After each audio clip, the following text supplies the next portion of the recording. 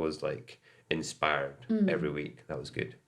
That's really cool. When did you first start like surfing? Late. So probably 18 and a half. Went to a party up on the East Coast with some of my friends, and the boys were like, let's go surfing before we go to the party. And I was like, yeah, that sounds good. It's like Point I'd Break. seen it and wanted to try it, but I had no access. I had no friends that did it, or like, not easy access to the waves. We lived inland.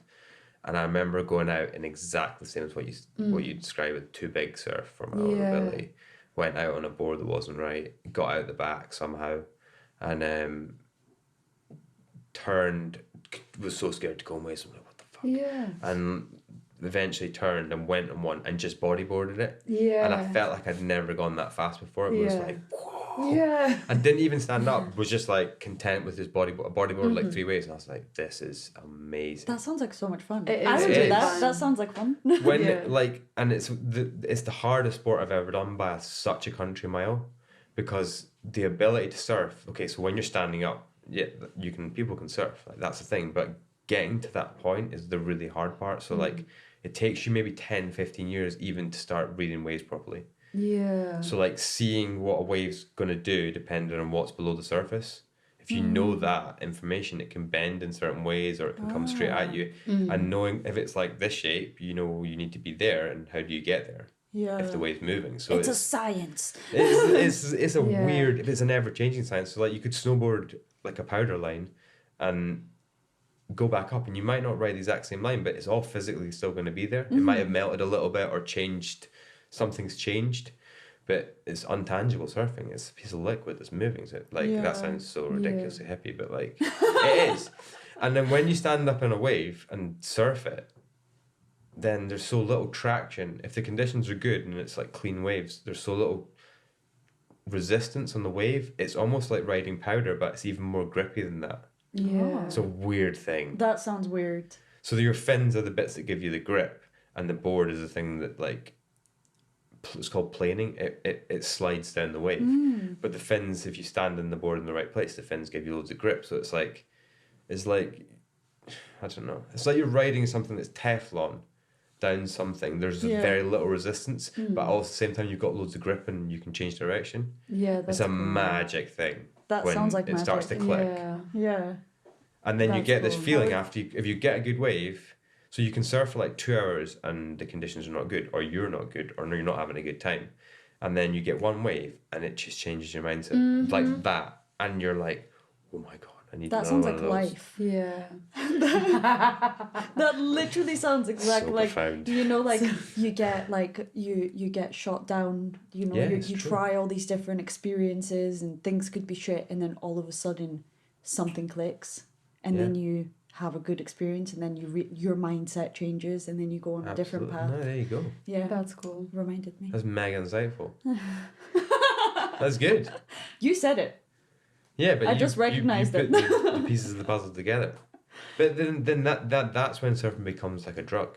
Yeah. So like people do all the stuff in their 20s, that you go out party and you do things and you have fun and you it's chase a great that adrenaline. it's a great part. Yeah, dopamine, I guess. Mm-hmm. From someone that has ADHD, like I didn't really realize how much of a dopamine junkie you become, because you're striving for this amazing feeling the whole time, and it can get wearing.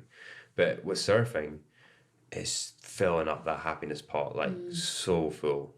That's and cool. it can be you can be a bit selfish. Like I've probably lost girlfriends and relationships over it in the past, where I've been like, I'm going surfing because I need it to make me happy. Yeah, but But like that's a level of understanding for your partner, because if you have ADHD and that's how you manage it, then your partner should understand that. because if you don't, which I found with myself when I wasn't like directing my impulsivity or whatever, my impulsive nature in the right departments, then I would start becoming impulsive in the wrong ways. Like, you know, that would like hurt people, or like me, I'm like thinking, why the fuck did I do that? But it's because you chase that like feeling, like, you know, that kind of like high from like the like, oh, like I don't know how to describe it, but it's like chasing that. And I've only just started to realize that I had this this impulsive nature that I really needed to become aware of, so that I'm in it, I'm putting it in the right places. Like, yeah, basically. But the understanding of these things has changed as well. So like when people used to joke about me being really hyperactive and like being full of energy Yeah. and bouncing around. Like ADHD wasn't a thing, or it might have been a terminology that wasn't understood. But now there's like so much positive information on it where I can be like, holy shit, that's why I feel that way. Like that's wild how that's changed. Yeah. And like, so if my kids had it, then I would know exactly the tick boxes or the knowledge to help them out. But for my mum and dad, they would be like, nah, he's just hyper and he doesn't have concentration. Yeah, that's just how he is. Yeah. And he's a free range kid and needs to be outside. That's like Atticus is a lot more like hyperactive in comparison to Aldous. Like I'm not comparing them, but I'm just saying like he can't sit still. Like he'll be at the table. Like he switches like positions like 15 times. But I did like a lot of reading up on it because my brother has ADHD and it was a big thing growing up. My mom like really like dug into him for it, like, you know, in a bad way. So I didn't want to like be like sit still and shit like that, like force him to go against his nature. And I just Googled like literally vitamins and minerals are more important to people who have ADHD. Like a lot of time you can have like a mineral deficiency. So having stuff like zinc, magnesium, all these different minerals like iron, so you'll have like a low amount of like these. And I notice a huge difference when I've put Atticus on vitamins and minerals and his behavior, like huge difference. Like we got a phone call from the school just basically like Atticus just like causing ruckus and stuff like that. And then I immediately went down like a rabbit hole of like looking up stuff like natural remedies and all these different factors. And when he doesn't have his vitamins for like a week or we forget or something, I'll notice he'll start being like told off more or something. And I'm like, no, we need to get back on your vitamins kind of thing.